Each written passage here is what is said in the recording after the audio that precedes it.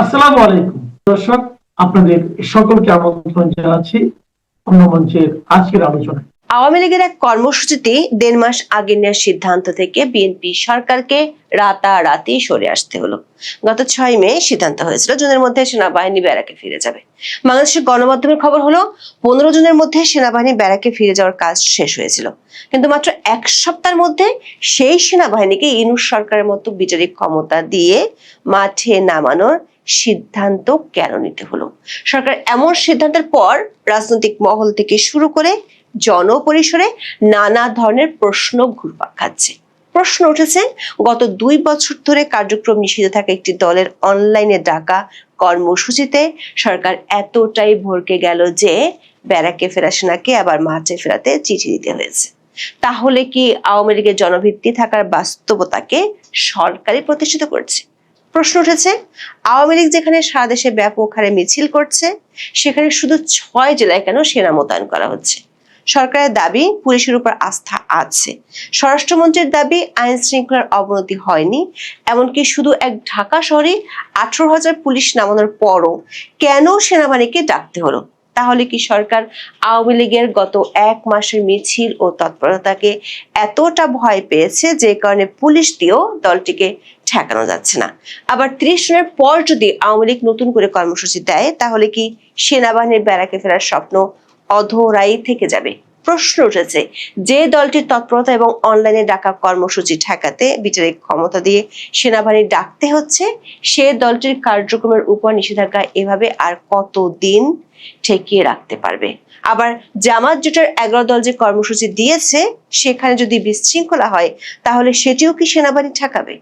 বিস্তারিত জানতে চলুন যাওয়া যাক বিশ্লেষণে। আওয়ামী লীগের 77তম প্রতিষ্ঠাবার্ষিকী 23 জুন মঙ্গলবার। 2025 সালের 10 মে অধ্যাপক মোহাম্মদ ইউনূসের নেতৃত্বাধীন অন্তর্বর্তী সরকারের উপদেষ্টা পরিষদের বৈঠকে আওয়ামী লীগের কার্যক্রম নিষিদ্ধ করার সিদ্ধান্ত হয়। এর জন্য পরদিন অন্তর্বর্তী সরকার সন্ত্রাস বিরোধী আইন সংশোধন করে নতুন বিধান যোগ করেছিল। বিএনপি সরকার গত 8 এপ্রিল জাতীয় সংসদে সেই সংশোধিত অধ্যাদেশটি আইন হিসেবে পাশ করে, ফলে আওয়ামী লীগের কার্যক্রম নিষিদ্ধই থাকে। এর মধ্যে 1 মাস আগে বাংলাদেশের সাবেক প্রধানমন্ত্রী ও আওয়ামী লীগ সভানেত্রী শেখ হাসিনা মৃত্যুদণ্ডাদেশ মাথায় নিয়েও দেশে ফেরার ঘোষণা দেওয়ার পর থেকে পরিস্থিতি পাল্টে গেছে। পুলিশের ব্যাপক ধরপাকড়ের মাঝেও দলটির নেতা কর্মীরা প্রতিদিনই মিছিল ও শোডাউন করে যাচ্ছে। পুলিশের একাধিক প্রতিবেদনে বলা হয়েছে, আওয়ামী লীগের অঙ্গ সংগঠনগুলোর মিছিলের সংখ্যা লাগামহীনভাবে বাড়ছে, আবার এই সব মিছিলে জনসমাগম এবং সমর্থন বাড়ছে। এমন পরিস্থিতিতে 23 জুন প্রতিষ্ঠা বার্ষিকীকে সামনে রেখে দলটি ব্যাপক শোডাউন করতে পারে এবং শোডাউনকে ঘিরে নাশকতা হতে পারে এমন আশঙ্কার কথা পুলিশ সদর দপ্তরের প্রতিবেদনে উঠে আসছে। স্বরাষ্ট্র মন্ত্রণালয়ের সূত্রগুলো বলছে, প্রাথমিকভাবে পুলিশের ধারণা ছিল পুলিশি টহল অভিযান এবং গণগ্রেপ্তার বাড়লে দলটি নেতাকর্মীরা ভড়কে যাবে এবং তারা মাঠে নামবে না। সে লক্ষ্যে পুলিশ গত 1 সপ্তাহ ধরে সাঁড়াশি অভিযান চালিয়ে ব্যাপক গ্রেপ্তারও করেছে। রাজধানী সহ বেশিরভাগ সিটি কর্পোরেশন এলাকায় আওয়ামী লীগের কার্যালয়গুলো পুলিশ দিয়ে ঘেরাও করে রাখা হয়েছে। 21 জুন ঢাকা মহানগর পুলিশের পক্ষ থেকে বিজ্ঞপ্তি দিয়ে পুলিশের তৎপরতার কথাও জানানো হয়েছিল। ডিএমপির বিজ্ঞপ্তিতে দাবি করা হয়েছিল, বিশেষ এই দিন উপলক্ষে রাজধানী জুড়ে 200টির বেশি কৌশলগত স্থানে পুলিশের বিশেষ তল্লাশি চৌকি বসানো হবে। নিরাপত্তা নিশ্চিত করতে ডিএমপির 18,000-এর বেশি অফিসার ও ফোর্স দায়িত্ব পালন করবে। কিন্তু পুলিশের এমন ঘোষণার মধ্যে সামাজিক মাধ্যমে ভাইরাল হয় গাজীপুরের যুবলীগের নেতাকর্মীদের একটি মিছিলের ভিডিও। রোববার গাজীপুরের ওই মিছিল থেকে পুলিশকে উদ্দেশ্য করে হুমকি দিতে শোনা গেছে। বিষয়টি নিয়ে সরকারের শীর্ষ মহলে আলোচনা হয়। এরপরে ঠিক হয় ইউনূসের আমলের মতো সেনাবাহিনী দিয়ে আওয়ামী লীগ ঠেকানোর কৌশল। স্বরাষ্ট্র মন্ত্রণালয় সেনা মোতায়েনের জন্য চিঠি পাঠিয়েছে সেনা সদরে। 22 জুন সোমবার স্বরাষ্ট্র মন্ত্রণালয়ের রাজনৈতিক শাখা 2 থেকে সশস্ত্র বাহিনী বিভাগের প্রিন্সিপাল স্টাফ অফিসারকে চিঠি পাঠানো হয়। চিঠিতে সরাসরি বলা হয়েছে, কার্যক্রম নিষিদ্ধ বিভিন্ন সংগঠন দেশের বিভিন্ন স্থানে মিছিল, শোডাউন ও অন্যান্য কর্মসূচি করছে। এর মাধ্যমে নাশকতা ও বিশৃঙ্খলা সৃষ্টির আশঙ্কা রয়েছে। এতে দেশের বিভিন্ন জেলার সার্বিক আইন শৃঙ্খলা পরিস্থিতির অবনতি ঘটার পাশাপাশি জনমালের ব্যাপক ক্ষয়ক্ষতির আশঙ্কা রয়েছে। সেনা মোতায়েন কেন করা হচ্ছে সে ব্যাখ্যা সাংবাদিকদের কাছে তুলেও ধরেছেন স্বরাষ্ট্রমন্ত্রী সালাউদ্দিন আহমেদ। তার দাবি অনুযায়ী আওয়ামী লীগের তৎপরতা বেড়ে যাওয়ায় দেশের 6 জায়গায় সেনা মোতায়েনের সিদ্ধান্ত হয়েছে। মন্ত্রী বলেছেন যেসব জায়গায় আওয়ামী লীগের তৎপরতা বেড়েছে সে ব্যাপারে গোয়েন্দা রিপোর্টের ভিত্তিতে সেনা মোতায়েনের সিদ্ধান্ত হয়েছে। অথচ গত কয়েকদিন ধরে সরকার ও পুলিশের পক্ষ থেকে দাবি করা হয়েছিল আওয়ামী লীগের প্রতিষ্ঠা বার্ষিকীতে নাশকতার কোনো আশঙ্কা নেই। তারপরে পুলিশ সতর্ক থাকবে এবং পরিস্থিতি পুরোপুরি সরকার এবং পুলিশের নিয়ন্ত্রণে আছে। দেখা যাচ্ছে আওয়ামী লীগের বর্ষপূর্তি কর্মসূচির মাত্র একদিন আগেই সরকার সেনা সদরকে চিঠি দিয়ে বলছে আওয়ামী লীগ ঠেকাতে সেনা মোতায়েন করতে হবে, তাও আবার একদিনের জন্য নয়, পুরো 9 দিনের জন্য মোতায়েনের সিদ্ধান্ত নিয়েছে বাংলাদেশের স্বরাষ্ট্র মন্ত্রণালয়। আওয়ামী লীগ তাদের বর্ষপূর্তি উপলক্ষে 30শে জুন পর্যন্ত কর্মসূচি ঘোষণা করেছিল। সে অর্থে আওয়ামী লীগের কর্মসূচি শেষ না হওয়া পর্যন্ত সরকার সেনাবাহিনীকে মাঠে রাখতে চায়। স্বরাষ্ট্র মন্ত্রণালয়ের চিঠিতে বলা হয়েছে ঢাকা, চট্টগ্রাম ও গাজীপুর মহানগর, নারায়ণগঞ্জ, গোপালগঞ্জ ও ফরিদপুর জেলায় শান্তি শৃঙ্খলা রক্ষা, জননিরাপত্তা নিশ্চিত করা এবং জনগণের জানমালের সুরক্ষায় 9 দিনের জন্য প্রয়োজনীয় সংখ্যক সেনা মোতায়েনের জন্য অনুরোধ করা হয়। 22 থেকে 30 জুন in aid to civil power হিসেবে সেনা সদস্যরা কাজ করবেন বলে চিঠিতে উল্লেখ করা হয়েছে, যার অর্থ হলো শুধু সেনা সদস্য নিয়োগই করা হচ্ছে না, সাথে তাদের ম্যাজিস্ট্রেসি ক্ষমতাও দেওয়া হচ্ছে। সরকার এমন সিদ্ধান্তের পর রাজনৈতিক মহল থেকে শুরু করে জনমনে নানান প্রশ্ন দেখা দিয়েছে। প্রথমত, ত্রয়োদশ জাতীয় সংসদ নির্বাচনের পরে বাংলাদেশের সেনাপ্রধান জেনারেল ওয়াকারুজ্জামান বলেছিলেন সেনাবাহিনী ব্যারাকে ফিরে যাবে। এমনকি তিনি বিগত অন্তর্বর্তী সরকারের আমলে বেশ কয়েকবার বলেছিলেন সেনাবাহিনীর কাজ হলো সীমান্তে আর যুদ্ধক্ষেত্রে, সেজন্য তাদের নিয়মিত প্রস্তুতি নিতে হয়। কিন্তু অন্তর্বর্তী সরকার আমলে সিভিল প্রশাসনকে সহায়তা করার জন্য ব্যাপক হারে সেনা মোতায়েন করায় বাহিনীটির আসল কাজে ব্যাঘাত করছে। সবশেষ গত 6 মে দৈনিক প্রথম আলো সহ একাধিক সংবাদ মাধ্যমে প্রকাশিত খবরে বলা হয়েছে মাঠ পর্যায় থেকে সেনাবাহিনীর সব সদস্যকে চূড়ান্ত প্রত্যাহার করতে বিভিন্ন সময় স্বরাষ্ট্র মন্ত্রণালয় অনুরোধ জানিয়েছিল প্রতিরক্ষা মন্ত্রণালয়। তার কারণ হিসেবে বলা হয় দীর্ঘ সময় ধরে দায়িত্ব পালন করতে করতে সেনা সদস্যরা ক্লান্ত, তাদের বিশ্রামের প্রয়োজন। গত 5 মে আইন শৃঙ্খলা সংক্রান্ত কোর কমিটির সভা অনুষ্ঠিত হয়। ত্রয়োদশ জাতীয় সংসদ নির্বাচনের মধ্য দিয়ে বিএনপি সরকার গঠনের পর এটি ছিল কোর কমিটির প্রথম সভা। ওই সভার সিদ্ধান্ত অনুযায়ী চলতি মাসের 6 জুন থেকে সেনা সদস্যদের চূড়ান্ত প্রত্যাহার শুরু হওয়ার কথা ছিল।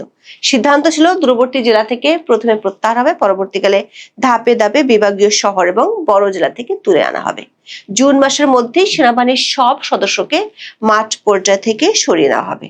বিডি নিউজ 24 এর খবরে বলা হয়েছে সেই কমিটির সিদ্ধান্তে মে মাস থেকে ধাপে ধাপে সেনাবাহিনীকে ব্যারাকে ফিরে নেওয়া হয়। সেই কাজ শেষ হয় 15 জুন। যদি 15 জন সেনাবাহিনী ব্যারাকে ফিরে যায় তাহলে মাত্র 7 দিনের মধ্যে সেই সেনাবাহিনীকে আবার সিভিল প্রশাসনে ফেরাতে সরকার বাধ্য হলো কেন?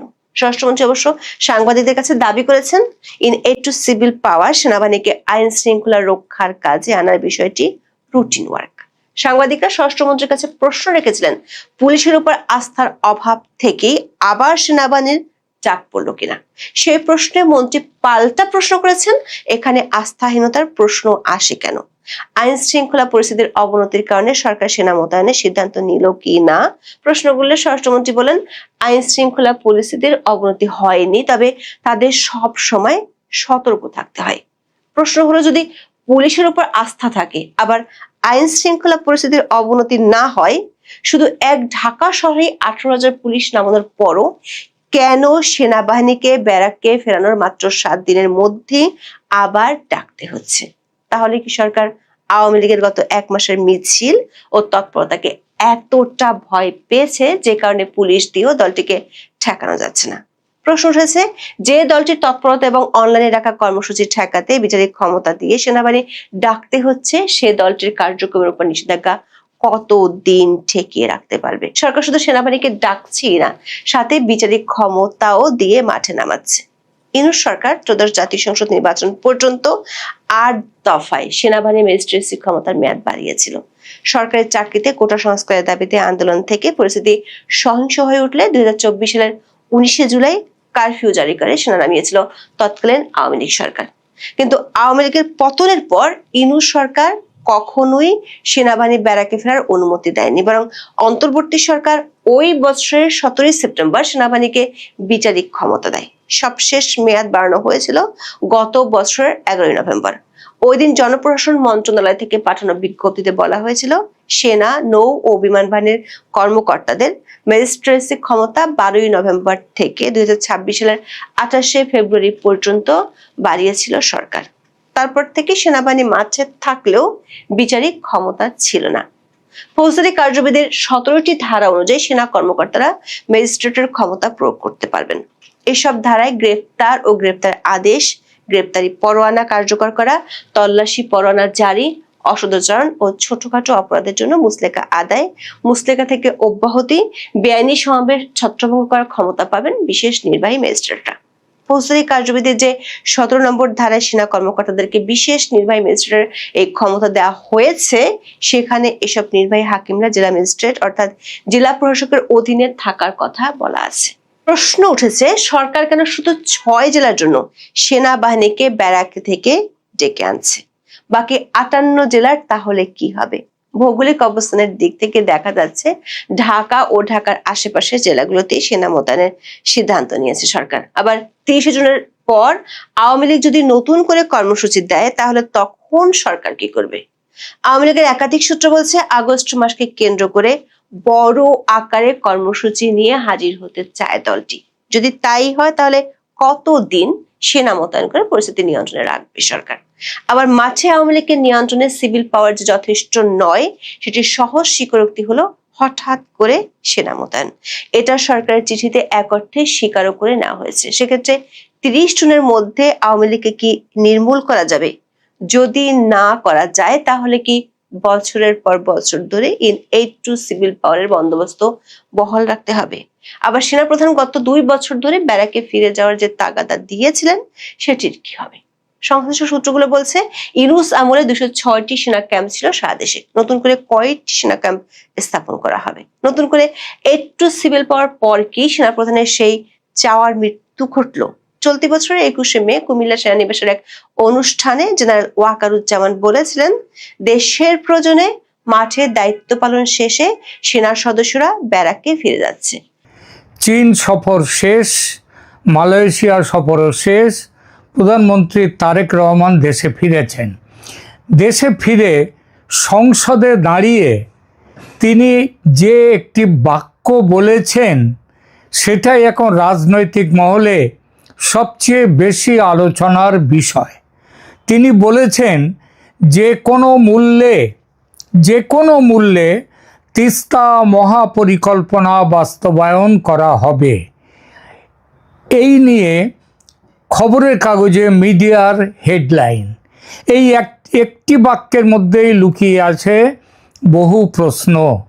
কারণ যদি চীন সফরেই তিস্তা প্রকল্প নিয়ে সব কিছু চূড়ান্ত হয়ে যেত, তাহলে কি এভাবে যে কোনো মূল্যে তিস্তা মহাপ্রকল্প বাস্তবায়িত হওয়ার কথাটা বলতে হতো তারেক রহমানকে? নাকি সফরে প্রত্যাশিত অগ্রগতি না হওয়াতেই এখন রাজনৈতিকভাবে মুখ রক্ষার জন্য এই বার্তাটা দেওয়ার দরকার হয়েছে? আজ আমরা সেই প্রশ্নের উত্তর খোঁজার চেষ্টা করব। প্রথমে বলি, তিস্তা কেন এত গুরুত্বপূর্ণ? দেখুন, বাংলাদেশে তিস্তা শুধু একটি নদী নয়, উত্তরবঙ্গের কৃষি, সেচ, জলের নিরাপত্তা এবং কয়েক কোটি মানুষের জীবিকার সঙ্গে এই নদী জড়িয়ে আছে অঙ্গাঙ্গিভাবে। বছরের বর্ষাকালে তিস্তা ভয়ঙ্কর রূপ নেয়, আবার শুকনো মৌসুমে নদীর বুক প্রায় শুকিয়ে যায়। ফলে একই নদী কখনো বন্যা, কখনো খরার কারণ। বহু বছর ধরেই এই সমস্যার স্থায়ী সমাধানের কথা বলা হচ্ছে, আর সেই সমাধানের পোশাকি নাম তিস্তা মহাপরিকল্পনা। চীনের ভূমিকা কোথা থেকে এলো সেটা একটু দেখা যাক। বেশ কয়েক বছর আগে চীনা বিশেষজ্ঞরা একটি বড়সড় বিশাল পরিকল্পনা তৈরি করেন চীনকে এই তিস্তাকে নিয়ে।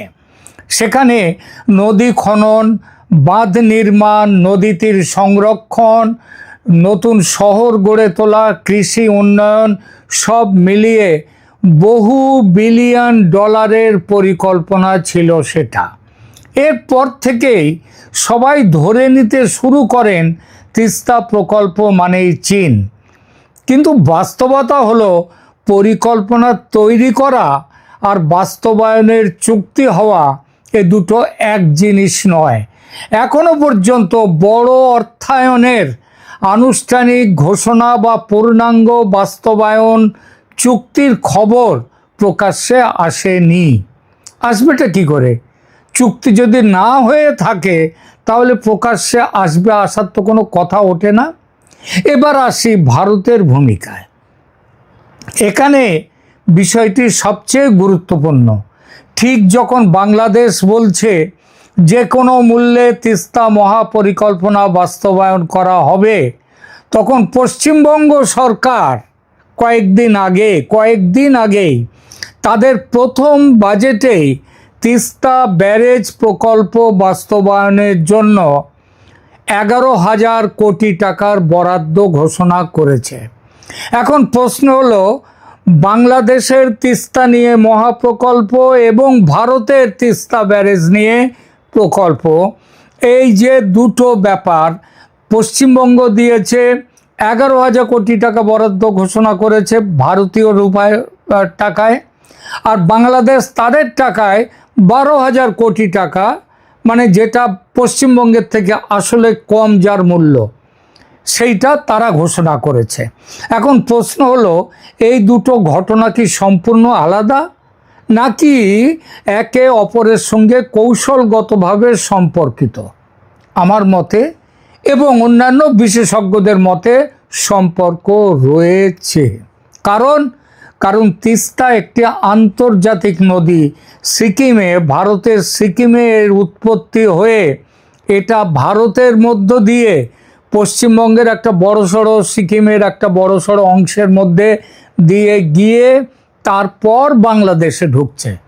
এখন ভারতের অংশে যদি নতুন করে সেচ, ব্যারাজ, আধুনিকীকরণ, নতুন করে দুখানা খাল তৈরি করা হবে, কাটা হবে সেচের জন্য, এই সমস্ত বা জল ব্যবস্থাপনার অবকাঠামো যদি আরও শক্তিশালী করা হয় পশ্চিমবঙ্গে, তাহলে ভারত স্বাভাবিকভাবেই বলবে আমাদেরও এই নদীকে জল নিয়ে আমাদেরও উন্নয়নের অধিকার রয়েছে। অর্থাৎ ভবিষ্যতে জল বন্টন নিয়ে আলোচনায় ভারতের অবস্থান আরও দৃঢ় এবং শক্ত হতে পারে। তিস্তা নিয়ে দীর্ঘদিন ধরেই ভারত ও বাংলাদেশের মধ্যে জল বন্টন চুক্তি ঝুলে আছে। 2011-য় মনমোহন সিং যখন প্রধানমন্ত্রী, তখন মমতা বন্দ্যোপাধ্যায়ের হস্তক্ষেপে, মানে তিনি ঢাকায় পৌঁছননি কথা সত্ত্বেও, তার ফলে এই চুক্তি ঝুলে আছে। আর পশ্চিমবঙ্গের স্বার্থ সেই আলোচনায় একটি গুরুত্বপূর্ণ বিষয়। এখানেই বাংলাদেশের সামনে নতুন চ্যালেঞ্জ তৈরি হয়ে যায়।